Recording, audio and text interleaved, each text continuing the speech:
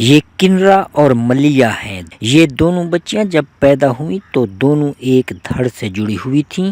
دونوں لڑکیاں مختلف اندرونی اعضاء جگر، گردہ اور بڑی آنتوں کو مشترکہ طور پر استعمال کرتی تھیں۔ جب یہ جڑی ہوئی بہنیں پیدا ہوئیں تو ڈاکٹروں نے کہا کہ یہ 24 گھنٹے سے زیادہ دیر زندہ نہیں رہ سکیں گی۔ جب 21 گھنٹے گزر گئے تو ڈاکٹروں نے کہا کہ یہ 8 سال سے زیادہ زندہ نہیں رہ سکیں گی۔ 4 سال کی عمر تک یہ بچیاں ایک دوسرے سے جڑی رہیں۔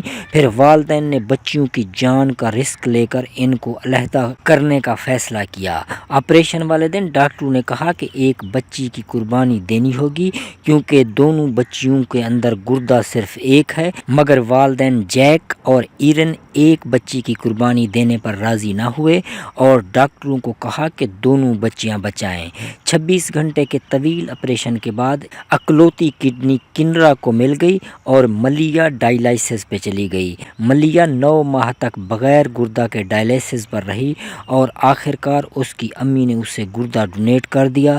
10 سال تک ماں کا ڈونیٹ کیا ہوا گردہ کام کرتا رہا، مگر 10 سال بعد یہ اکلوتا گردہ بھی فیل ہو گیا اور ملیہ ایک بار پھر 2.5 سال کے لیے ڈائلائسس پر چلی گئی۔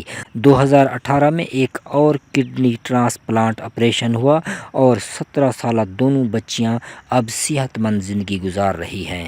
دونوں نے یوٹیوب پہ اپنا چینل بھی شروع کیا ہوا ہے اور دونوں ہائی اسکول میں پڑھ بھی رہی ہیں۔